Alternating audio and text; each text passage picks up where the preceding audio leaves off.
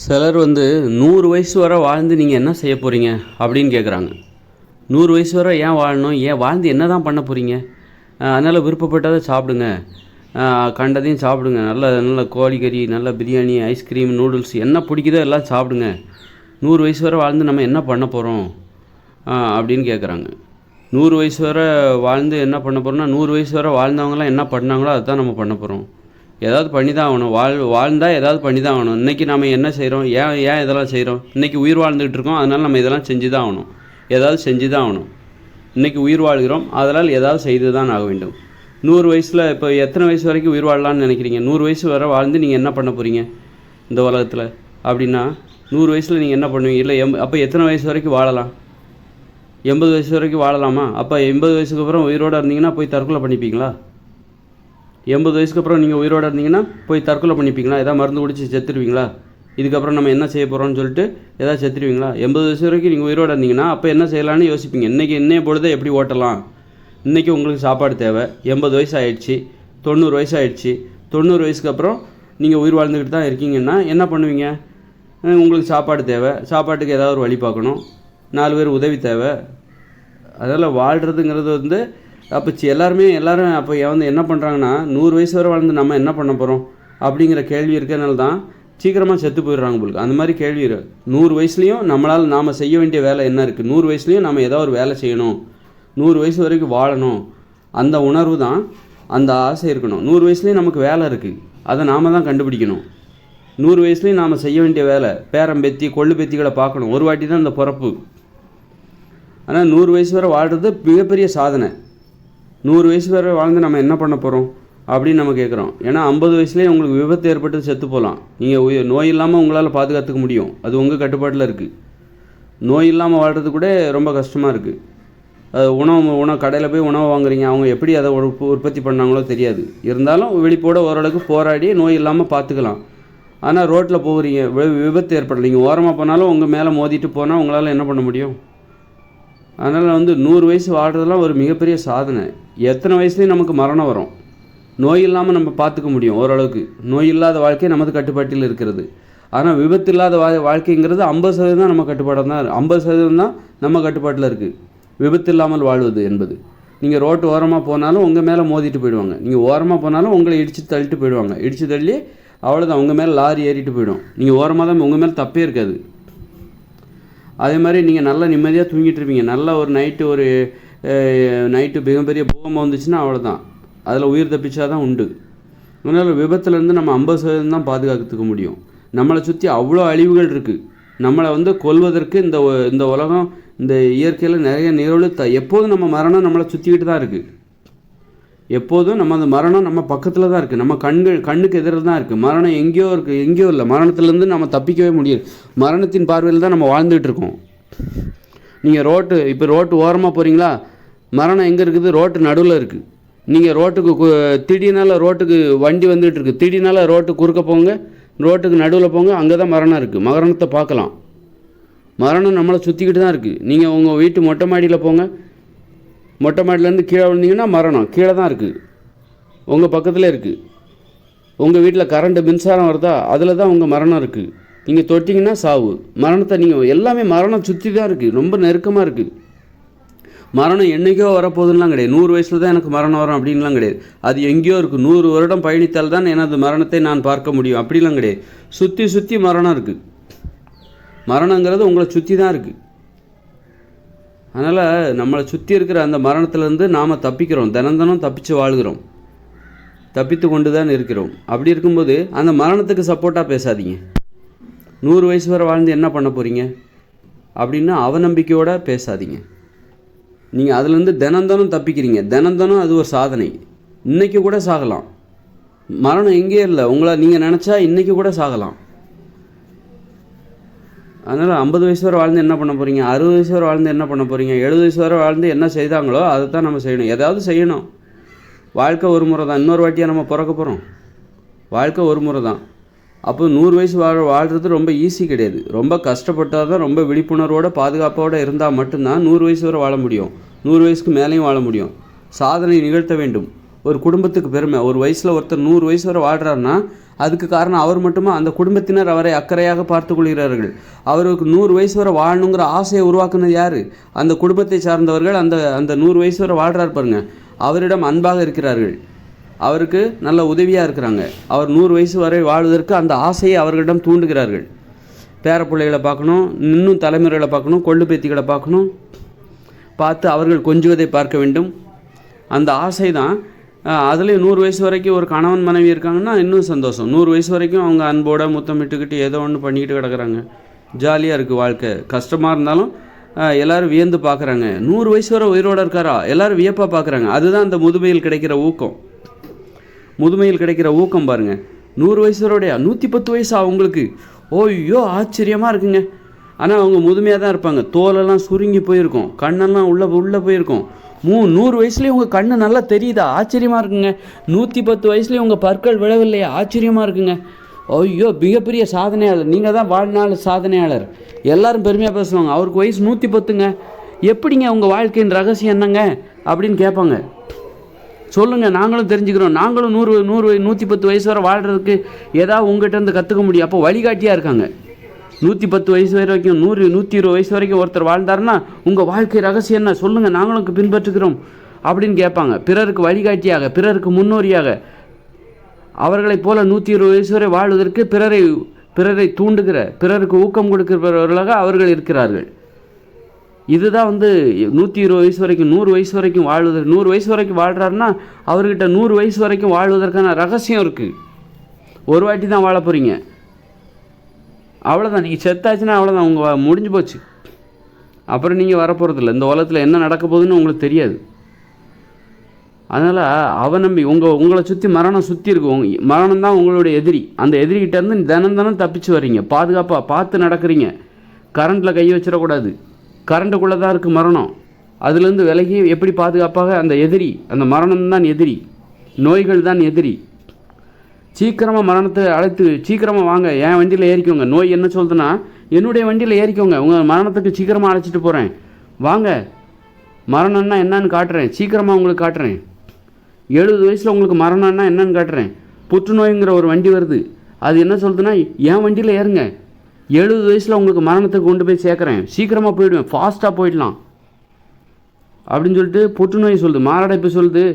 இவர் என்னங்க, இவர் 70 வயசா, மரணத்தை ஏன் கூட ஏற்றிங்க, 45 வயசில் உங்களுக்கு மரணத்தை காட்டுறேன், நீங்கள் என் வண்டியில் ஏறிக்கோங்க, நான் சொல்கிறபடி உணவுகளை சாப்பிடுங்க, நான் சொல்கிற உணவுகளெல்லாம் சாப்பிடுங்க, நல்ல மாமிசம் கிமிசம் கொழுப்பு கிழுப்பெல்லாம் சாப்பிடுங்க, கண்டதையும் சாப்பிடுங்க, சீக்கிரமாக உங்களுக்கு மாரடைப்பு மரணத்துக்கு சீக்கிரமாக கூப்பிட்டு போகிறேன் அப்படின்னு இந்த மாரடைப்புக்கான நோய்கள்லாம் சொல்லுது. நோய்கள் எல்லாம் ஒரு வண்டி. மரணங்கிறது நம்ம பக்கத்தில் தான் இருக்குது. அது என்னங்க, மின்சாரம் சொல்லுது. இது என்னங்க, சீக்கிரமாக இன்றைக்கே எப்போ வேணாலும். நோய்கள்லாம் ரொம்ப லேட்டுங்க. இந்த கரண்ட்டு கம்பியை பிடிங்க, உடனே உங்களுக்கு மரணம்னு என்ன காட்டுறேன். அதனால் மரணம் நம்மளை சுற்றிக்கிட்டு இருக்குது, ரொம்ப பக்கத்தில் இருக்குது. ரோட்டில் ஓரமாக போகிற நீங்கள் நடு ரோட்டுக்குள்ளே போய் நின்னீங்கன்னா ஒரு லாரி வருது, திடீர்னாலும் நடு ரோட்டுக்கு போனீங்கன்னா உடனே மரணம். இப்படி மரணம் எங்கும் பரவி கிடக்குது. அதுலேருந்து நம்ம தப்பிச்சு தினம் வாழ்கிறோம் பாருங்கள். தினம் சாதனையாளர்கள். இன்றைய சாதனை நீங்கள் உயிரோடு போய் படுக்கிறீங்கன்னா அது ஒரு சாதனையை நிகழ்த்திவிட்டு மரணத்திடமிருந்து தப்பித்து விட்டு படுத்து தூங்குகிறீர்கள். தூக்கத்தின் போதும் உங்களுக்கு மரணம் வர வாய்ப்பு இருக்குது. எங்கேயும் எப்போ வேணாலும் மரணம் வரலாம். நீங்கள் வயல்வெளியில் நடந்து போகிறீங்க, பாம்பு அப்படி நிற்கும். மரணத்தின் தூதுவர், மரணத்துக்கு நான் உங்களை அழைச்சிட்டு போகிறேன், நான் உதவி பண்ணுறேன்னு பாம்பு அதை பார்த்து, கண்கள் அதுக்கு தான் கொடுத்துருக்காங்க. மரணத்தை கண்டுபிடிப்பதற்காகத்தான் கண்களை கொடுத்திருக்கிறார்கள். மரணத்திலிருந்து நீ உன்னை பாதுகாத்து கொள்ள வேண்டும். ஒலி, காது ஏன் கொடுக்குறதுக்கு? மரணத்திலிருந்து நீ தப்பித்து கொண்டு முன்னேறு, அதுக்கு தான் காது. இந்த தொடு உணர்ச்சி ஏதோ ஊறுற மாதிரி இருக்குது, நல்லா தூங்கிட்டு இருப்பீங்க, உடம்புல ஏதோ ஊறுற மாதிரி இருக்குது, ஏதோ ஊந்து போகிறோம், பாம்பு ஒன்று போயிட்டுருக்கோம், அதுக்காக தான் இந்த தொடு உணர்ச்சி. ஐம்புலன் பாதுகாப்பு. இது மரணத்திலிருந்து மரணம் எப்போவும் நம்ம சுற்றிக்கிட்டே தான் இருக்குங்க. அதனால் மரணத்துக்கு பறிஞ்சு போய் பேசாதீங்க. எப்போ வேணாலும் சாவலாம். 100 வயசு வரைக்கும் ஏன் 50 வயசுலேயும் சாவு வரும், 40 வயசுலேயும் சாவு வரும். எல்லா வயசுலேயும் நமக்கு ஒரு வாழ்க்கை இருக்குது. அது ஒரு சாதனை. 70 வயசில் ஒருத்தர் செத்தார்னா அது அந்த குடும்பத்துக்கு அவமானம். 50 வயசில் ஏங்க அவர் சாவுறாரு, நீங்கள் ஒழுங்காக பார்த்துக்கலையா, அவரை நீங்கள் ஒழுங்காக பார்த்துக்கலையா, நீங்கள் ஒழுங்காக கவனிக்கலை, அதனால தான் 50 வயசில் செத்து போயிட்டாங்க அவங்க. நீங்கள் ஒழுங்காக பார்த்துருந்துருக்கணும். ஏங்க இந்த காலத்துலேயுமா அவங்க நீங்கள் உங்கள் 50 வயசில் சாவு விட்றீங்க, எவ்வளோ மருத்துவ வசதி, அப்படி கேட்க மாட்டாங்களா? நிறைய பேர் உங்களை கேட்பாங்களா மாட்டாங்களா?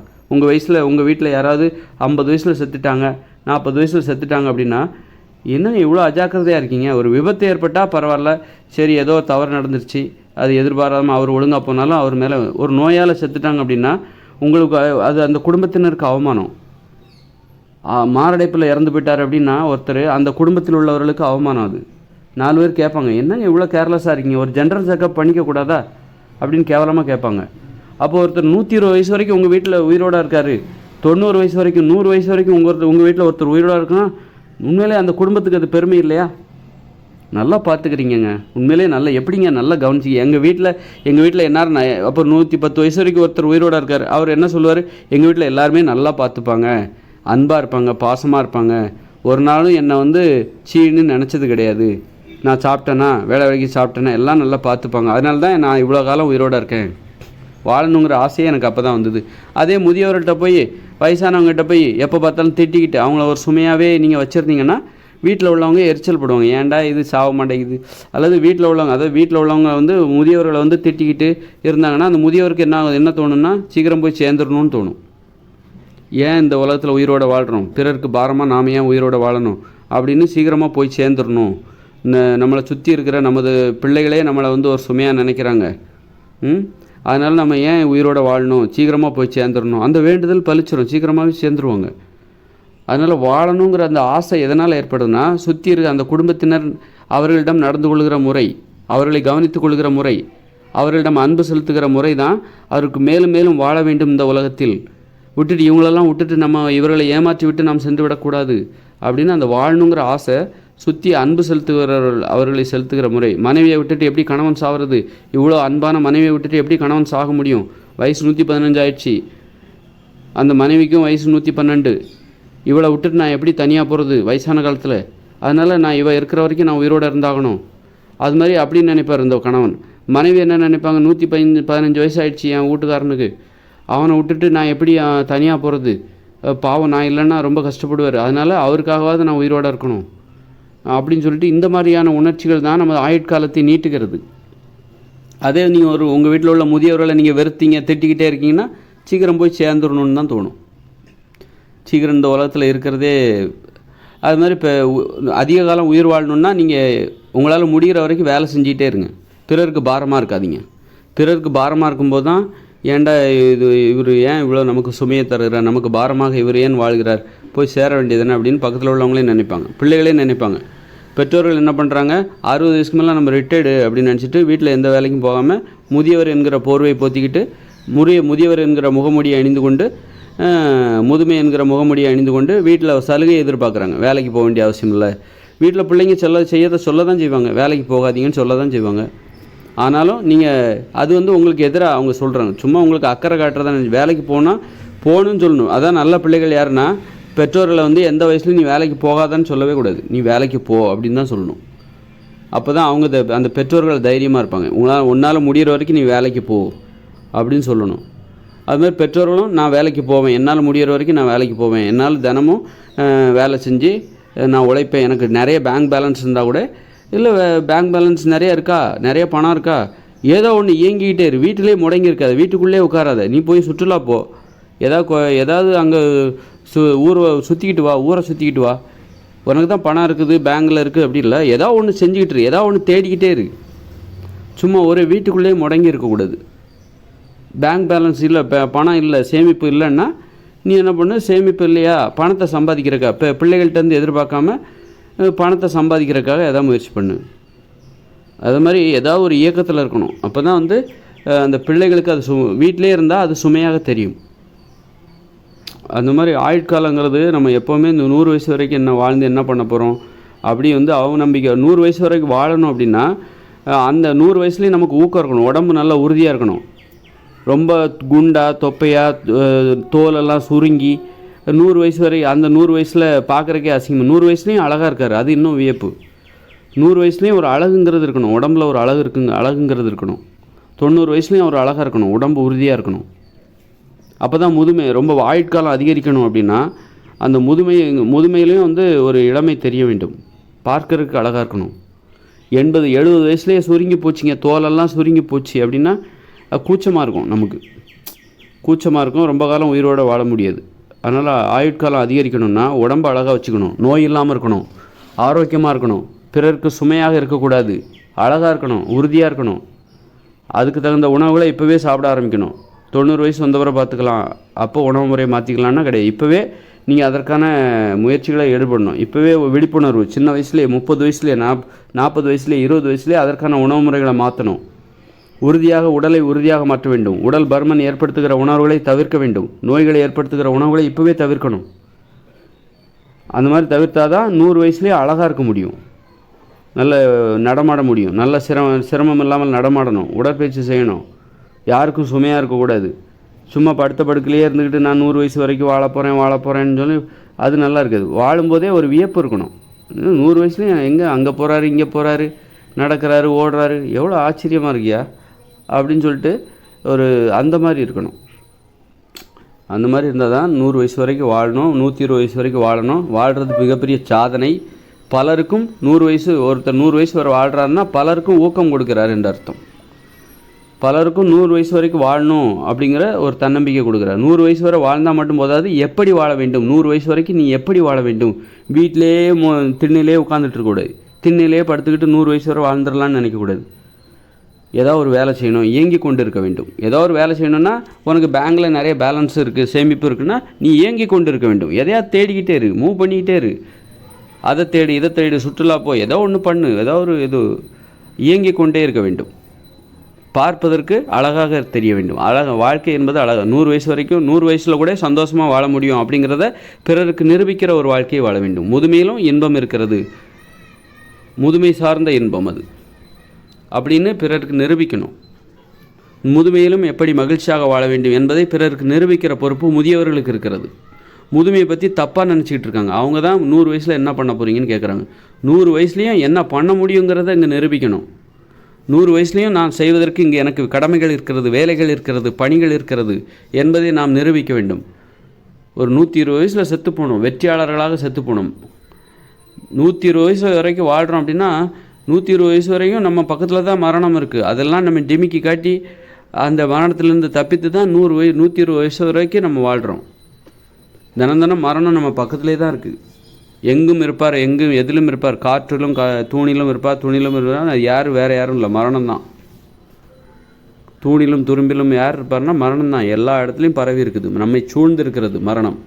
அதிலிருந்து தினம் தப்பிச்சு ஒரு வெற்றியாளராக தூங்கும்போது கூட நம்ம மரணம் நம்ம பக்கத்தில் தான் இருக்குது. அதுக்கு தான் அந்த மாதிரி 100 வயசு வரைக்கும் வாழ்கிறது, 120 வயசு வரைக்கும் வாழ்கிறது ரொம்ப முக்கியமான விஷயம். ஆனால் நம்மளால் முடியுமா? அந்த இயந்திர அறிவியல் உலகில் நம்ம என்ன தான் வெளிப்பாடாக இருந்தாலும் நம்மளால் முடியுமாங்கிறது ரொம்ப சாத்தியம் தான். ஆனால் முயற்சி உடையார் அவர்களுக்கு உரிய பலன் கிடைக்கும். இப்போ 120 வயசு வரைக்கும் வாழணும்னு ஆசைப்பட்டால் ஒரு 90 வயசு வரைக்காவது நம்ம வாழ முடியும். அதனால் உடல் ஆரோக்கியமாக இருக்கணும், அழகாக இருக்கணும் உடம்பு. அதுதான் வாழ்வதற்கு அர்த்தத்தை தரும். நோய் இல்லாமல் இருக்கணும், கை கால்கள் நடக்கணும், மூட்டு வலி இந்த மாதிரி எதுவும் இருக்கக்கூடாது. பற்கள் இருக்க வேண்டும். 90 வயசுலேயும் பற்கள் இருந்தால் நல்ல விரும்பிய உணவுகளை, பழங்களை, காய்கறிகளை சாப்பிடலாம். அந்த மாதிரி சாப்பிட்றது ரொம்ப முக்கியம். 100 வயசுலேயும் நம்ம நம்பிக்கையோடு வாழணுன்னா பற்கள் இருக்கணும். 120 வயசுலேயும் 110 வயசுலேயும் பற்கள் இருக்கணும். பற்களை இழந்து விட்டாலே நமக்கு வாழணுங்கிற அந்த நம்பிக்கை போயிடும். நம்பிக்கை தகர்ந்து கொண்டு வரும், போய் சேர்ந்துடலான்னு தோணும். விரும்பியதை சாப்பிட முடியல அப்படின்னா நமக்கு வாழணுங்கிற அந்த நம்பிக்கை படிப்படியாக குறைஞ்சிரும். அதனால் நிறைய வகையில் நாம் தயார்படுத்தி கொள்ள வேண்டும் முதுமையை எதிர்கொள்வதற்கு. நிறைய வகையில் பிறருக்கு சுமையாக இருக்கக்கூடாது, அழகாக இருக்கணும், முதுமை சார்ந்த அழகு வியப்பாக இருக்கணும், நல்ல பணிகளை செய்ய வேண்டும், இயங்கி கொண்டே இருக்க வேண்டும், ஆரோக்கியமாக இருக்கணும். இப்படி நிறைய வகையில் தான். அப்போ முதுமையை கடந்து மரணத்தை அடையும் நம்ம வெற்றியாளராக மரணம் அடைய வேண்டும், சாதனையாளர். அந்த குடும்பத்துக்கே அது பெருமை. அந்த குடும்பம் அது நல்லா பார்த்துக்கிச்சு, அதனால தான் அவர் அவ்வளோ காலம் உயிர் வாழ்ந்தார் அப்படிங்கிறது.